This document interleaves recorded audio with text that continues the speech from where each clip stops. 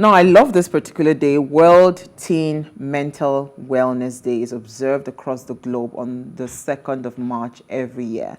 It is a day that aims to raise awareness about the mental health issues that teenagers deal with. This day is about making efforts to educate everyone and destigmatize something that is becoming, again, increasingly common, especially amongst the young people.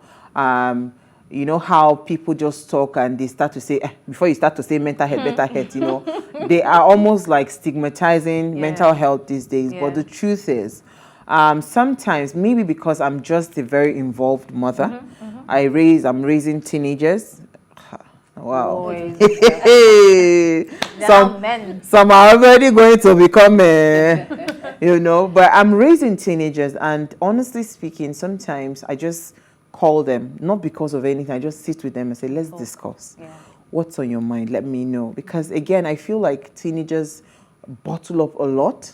And sometimes, especially with my first son, he's always like, you know, he's the oldest, so I tell him, no, you are a child. You don't need to carry the burden of. So if, for instance, and that's why I'm very careful not to complain about anything around them.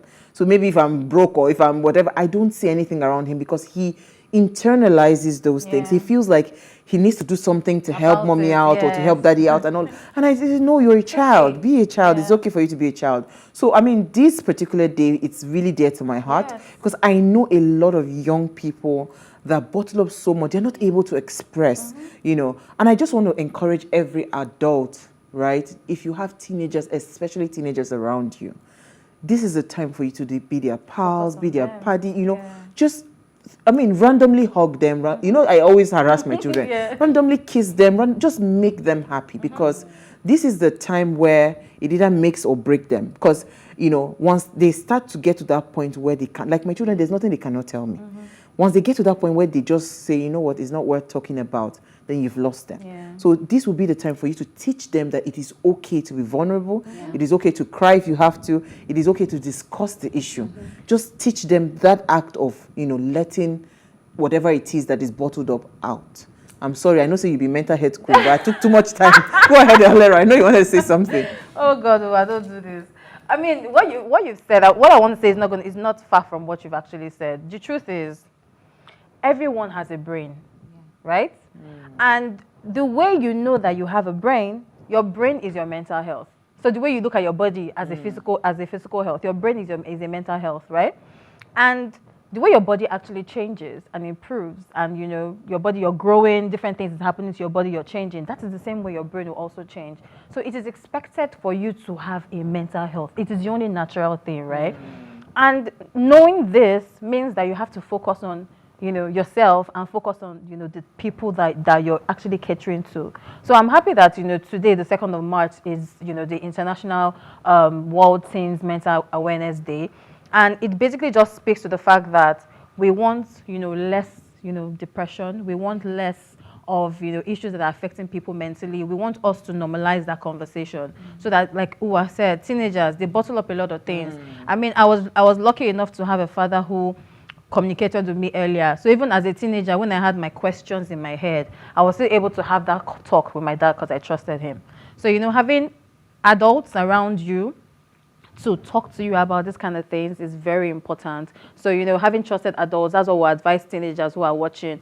Yes, we want you to speak about your mental health. And if you need to find, you know, an adult around your neighborhood, your school, somebody you trust, that you can speak with, you know, regarding anything you feel. Your feelings is important. Don't let anybody make you feel different, because how you feel is different from how I feel, and your feelings is so valid. So don't let anybody make you feel otherwise. Absolutely. Yeah. Absolutely. You want to add something to that? Oh, I mean, both of you have just said it, and you know, it's very easy to just think that, oh, they're kids. Again, culture plays a very important role. Oh, you're a boy, you're not supposed to, don't be a crybaby, be strong. You know, all these narratives that we push out there, and we are unknowingly breaking these kids. You know, we try to force them to grow up too quickly. And that in itself is very dangerous. We are even still trying to figure Exactly. ourselves I out. mean, so I always say that let children be children. Yeah. Let them enjoy the innocence of their teenage years, because the world is hard enough. Absolutely. You don't even want them to grow up too quickly. Like really, it's too hard. Yeah. And when teenagers begin to grow, it's also important to begin to respect how they feel and give them that opportunity to speak. You don't have to suppress them Yeah. and think that what they feel after, Yoruba people will say, please, what do you know? What have you seen? Yes. But a child or a teenager can always bring fresh perspective Absolutely. Yeah. into Question the things, norms. and you'll just be surprised that wow, I never thought of it this way.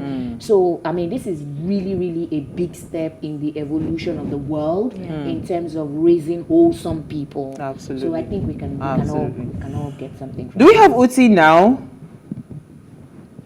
Or we're still not having Uti? I don't think so. Okay. Let me take your story, Alero. Okay, man, my story is a very sad one. It's really sad. Give me a second. Okay, Jola, if your story Jola, is ready, please. take your... Okay, all right. So this is thousands lament as Twitter suffers another global outage today. Twitter suffered another global outage today, with thousands of users unable to refresh or load their timeline feeds. And users reported the outage on the Down Detector website, a website that monitors outages, So in case you're experiencing any outage, or you feel like, oh, you can't use your Twitter, I mean, a whole lot of people are, ardent Twitter users. So maybe that might just be the issue. But I'm very sure that this will be resolved in no time at all. So, Oh, wow. yeah. I think Uti is there. Uti, are you there? Oh, sorry. Hi, Uti. We couldn't hear you. Hi, Uti. How are you?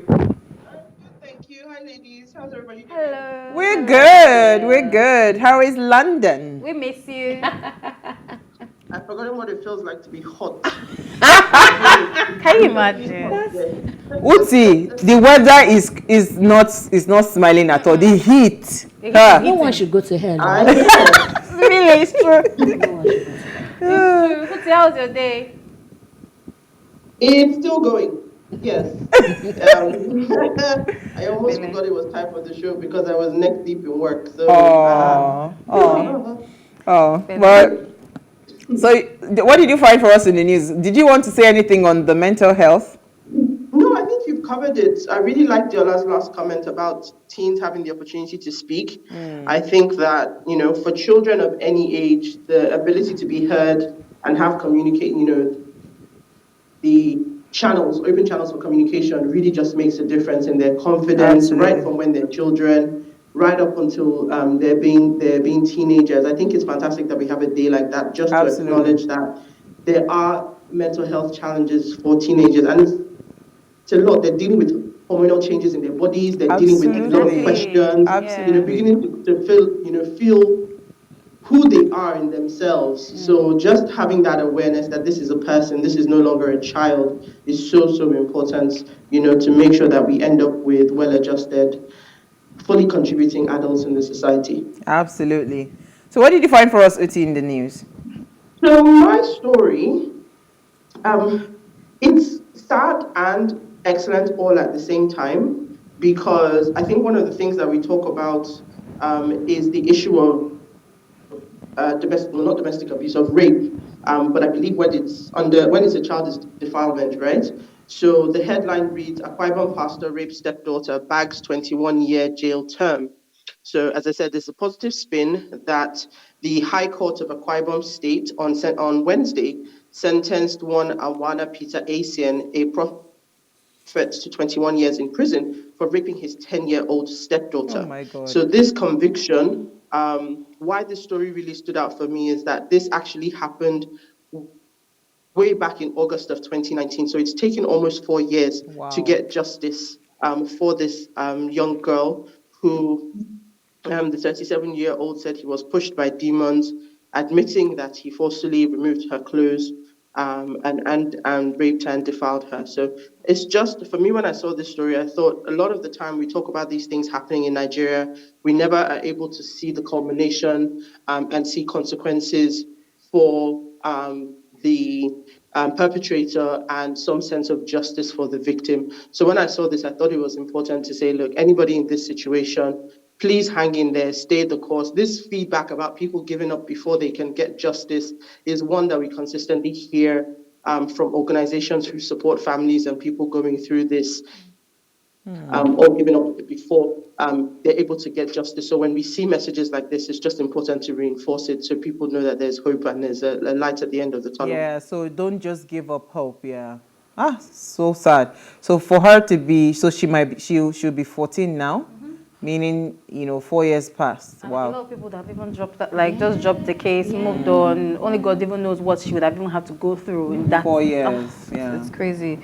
So my news, my news is really sad because the Chrisland student, Whitney, was laid to rest today. She's the 12-year-old student of Chrisland International School, Whitney Adeniran, who died during the school's inter-house sports activities, the stadium in Lagos State, was laid to rest early hours of today. The school management actually released a statement after her death that she slumped and died in the eyes of the public. However, Whitney's mother revealed on Instagram on Wednesday that the autopsy came back and her daughter was revealed to have died of electrocution during the school's sports activities. Sport, yeah. I really send my best wishes to the family and my condolences. This is not...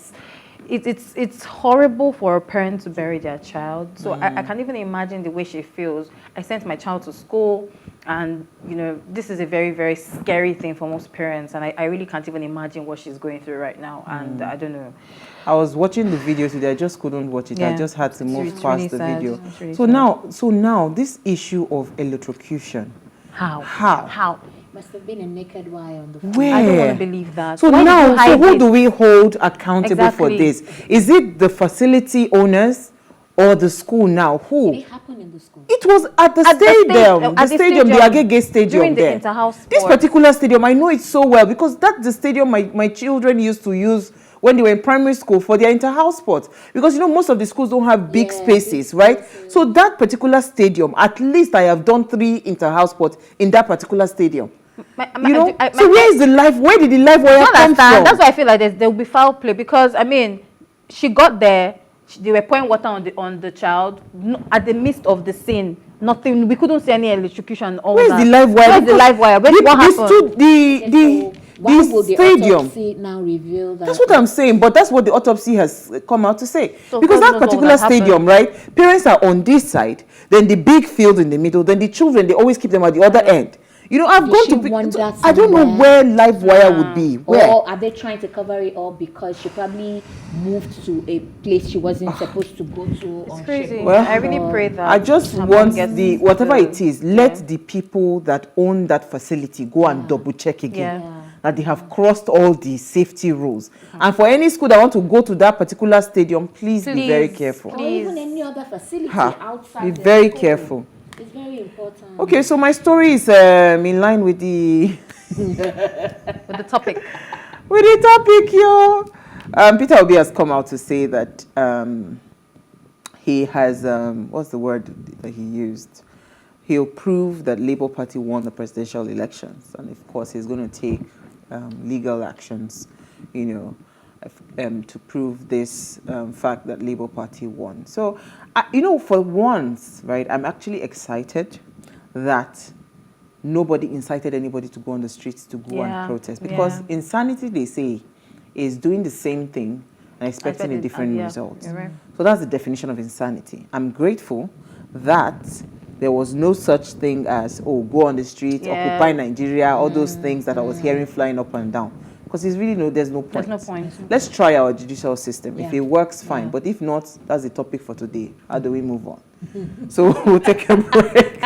When we come back from the break, I'm tired. When we come back from the break, we'll have our conversation for the day. Stay with us. We'll be right back.